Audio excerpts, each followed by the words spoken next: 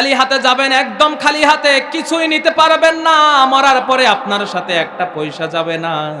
আপনার হাতের মধ্যে যে ঘড়িটা থাকবে ওই ঘড়িটাও খুলে নেওয়া হবে। আপনি মরার পরে হাতের মধ্যে যে আংটি থাকবে ওটাও খুলে নেওয়া হবে। পকেটের মধ্যে 100 টাকা থাকবে, ওই টাকাটাও নেওয়া হবে। কয়েক টুকরা কাপড় ছাড়া সাথে কিছুই যাবে না। একটা রিকশা ড্রাইভার যেভাবে এতিম হয়ে উলঙ্গ হয়ে কবরের মধ্যে চলে যাবে কয়েক টুকরা সাদা কাপড় নিয়ে, একটা ধনী মানুষ ঠিক সেইভাবেই চলে যাবে। এই দুনিয়ার অহংকার আর কোনো কাজে আসবে না, আর কোনো কাজে আসবে না। আজ পর্যন্ত আমরা শুনি নাই কোনো মন্ত্রী এমপির কবরের ভিতরে খাবার দিতে। আজ পর্যন্ত আমরা শুনি নাই কোনো এমপি মন্ত্রীর কবরটাকে স্বর্ণ দিয়ে মোড়াই দিয়েছে। কোনো লাভ নাই, কোনো লাভ নাই। এই দুনিয়ার টাকা দুনিয়ার মধ্যে পড়ে থাকবে। আপনি মরার পরে কেউ যাবে না। একজন মানুষের জীবনে 3 জন বন্ধু থাকে।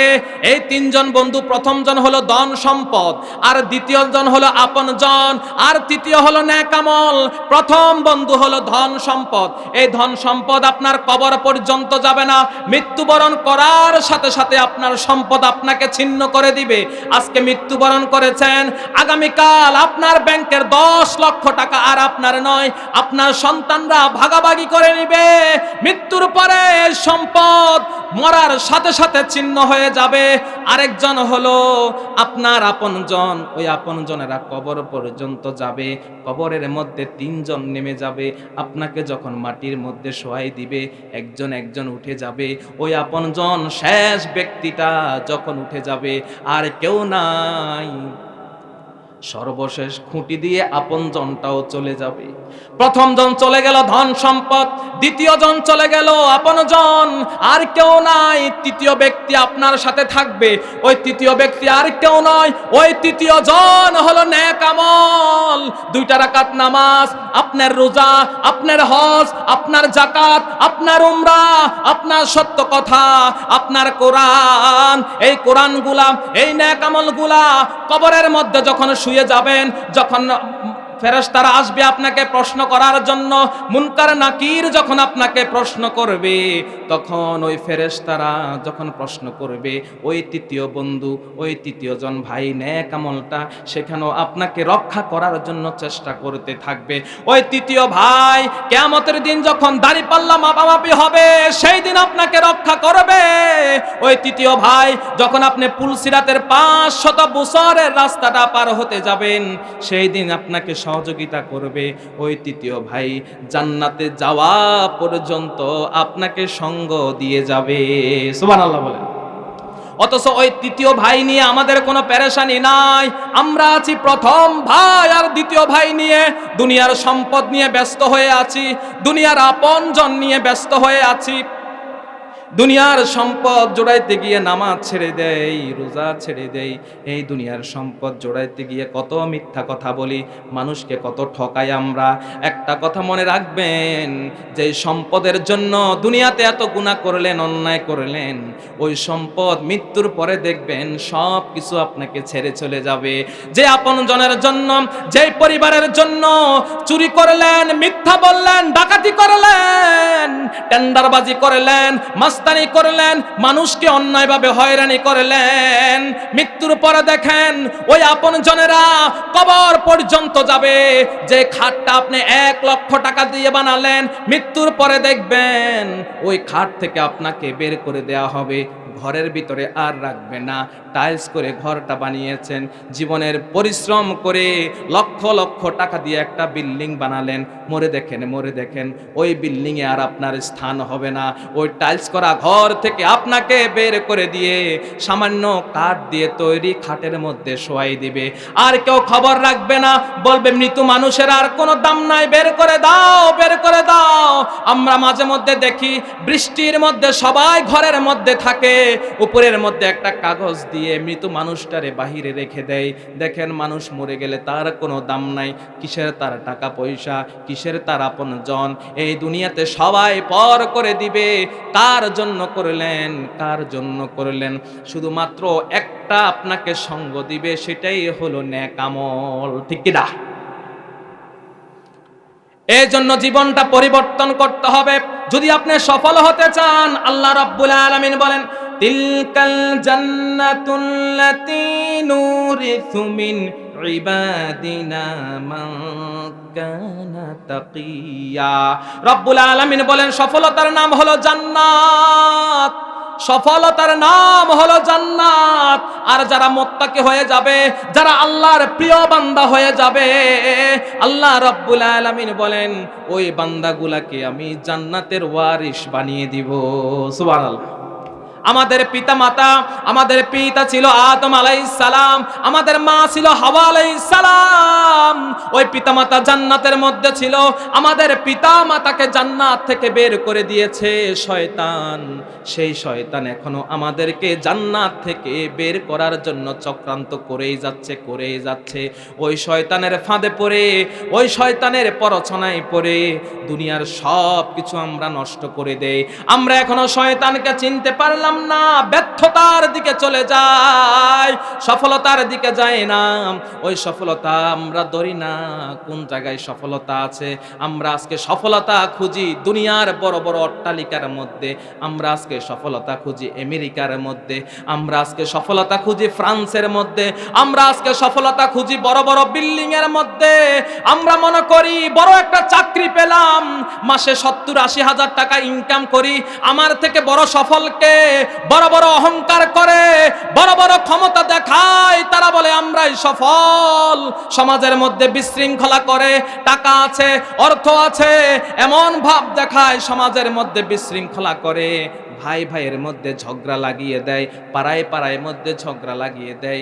দেশের নেতৃত্ব নেয়ার জন্য, সমাজের নেতৃত্ব নেয়ার জন্য এমন কিছু মানুষ আছে টাকা দিয়ে মানুষের মধ্যে বিভেদ তৈরি করে দেয়। ঠিক কিনা? এমন মানুষ কম না বেশি? অনেক বেশি। তারা মনে করে এটাই সফল, কিন্তু এটাই সফল নয়, এটাই সফল নয়। সফল যদি হয়ে যেত, ক্ষমতা পেয়ে যদি কেউ সফল হয়ে যেত, ফেরাউন সফল হয়ে যেত, তা নয়। দুনিয়াতে যে আসুক সবাইকে চলে যেতেই হবে। পৃথিবীতে কেউ তো স্থায়ী হয় না, হোক না সে ফেরাউন কিবা নমরুদ, কেউ ভবে চিরকাল রয় না, কেউ ভবে চিরকাল রয় না। পৃথিবীতে কেউ তো স্থায়ী হয় না, হোক না সে ফেরাউন কিবা নমরুদ, কেউ ভবে চিরকাল রয় না, কেউ ভবে চিরকাল রয় না। ঠিক কিনা? এই দুনিয়াটা কারো জন্য নয়। ক্ষমতা যদি সফল মনে করতো হযরত উমর এত ক্ষমতাশালী ছিল, অর্ধ দুনিয়া শাসন করেছে, তার কোনো বড় অট্টালিকা বিল্ডিং ছিল না, থাকার ভালো জায়গা ছিল না, ভালো কোনো গাড়ি ছিল না। হযরত উমর গ্রামে গ্রামে ঘুরতেন, অর্ধ জাহানের শাসন ছিল, অর্ধ দুনিয়া করেছো শাসন, তুলার তক্তে বসে খেজুর পাতার ফাঁসা তোমার বারে বারে গেছে খসে। অর্ধ দুনিয়া শাসন করেছেন হযরত উমর, খেজুর গাছের নিচে বসে বসে তিনি দুনিয়া শাসন করেছে। গড়টা ছিল উপরে খেজুর পাতার চাউনি, কি না করতে পারতেন, সব করতে পারতেন। কিন্তু হযরত উমর এই ক্ষমতাটাকে দুনিয়ার সফলতা মনে করেন নাই, যার কারণে দুনিয়ার তিনি কোনো আরামায়েশ গ্রহণ করলেন না। হযরত উমর জানেন চোখটা যখন বন্ধ করে দিব, এই দুনিয়ার সব কিছু আমার জন্য পর হয়ে যাবে। এই জন্য রব্বুল আলামিন বলেন ইন্নাল্লাযীনা আমানু ওয়া আমিলুস সলিহাতি কানাত লাহুম জান্নাতুল ফিরদাউসি নুজুলা। রব্বুল আলামিন বলেন সফল হয়ে যাবে তারা, নিশ্চয় যারা ঈমান আনবে এবং আমলে সালেহা করবে, নেক আমল করবে, ভালো আমল করবে। রব্বুল আলামিন বলেন তাদের জন্য আমি এমন জান্নাত রাখলাম যে জান্নাতের নাম হলো জান্নাতুল ফেরদাউস। সুবহানাল্লাহ।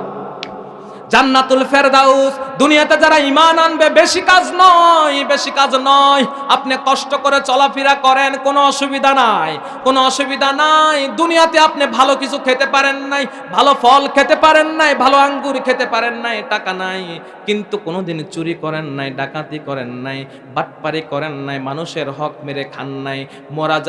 মারা যাওয়ার পরে দেখবেন আল্লাহ এমন জান্নাত আপনার জন্য রাখবেন, সর্বশেষ যেই ব্যক্তি জান্নাতি হয়ে যাবে, রাসূল বলেন ফা ইন্নালাকা মিসলাক দুনিয়া ওয়া আশরা আমসালিহা, সর্বশেষ যে ব্যক্তি জান্নাতের মধ্যে চলে যাবে, যার পরে আর কেউ জান্নাতে যাবে না, জীবনে একটাবার আল্লাহকে ডেকেছিল, রাসূল বলেন ওই ব্যক্তির জন্য এমন জান্নাত দেওয়া হবে, ফা ইন্নালাকা মিসলাক দুনিয়া ওয়া আশরা আমসালিহা, এই দুনিয়ার সমান 10 দুনিয়ার জান্নাত দিয়ে দিব। সুবহানাল্লাহ। এবার সর্বপ্রথম যে ব্যক্তি জান্নাতে যাবে, তার জান্নাতটা কত বড় হয়ে যাবে। ওয়া ইযা রাআইতা সাম্মা রাআইতা নাঈমান ওয়া মুলকান কাবীরা, আল্লাহ বলেন যেই ব্যক্তি জান্নাতে যাবে, আল্লাহ তার জন্য বিশাল বিশাল প্রাসাদ তৈরি করে দিবেন, এত বিশাল প্রাসাদ তৈরি করে দিবেন।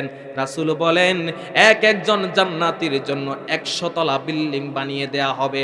ওই 100 তলা বিল্ডিং দুনিয়ার বিল্ডিং এর মতো নয়, একটা বিল্ডিং এর ছাদ হবে দুনিয়ার, এবং আকাশ যত বড়, একটা বিল্ডিং এর ছাদ হলো এত বড়।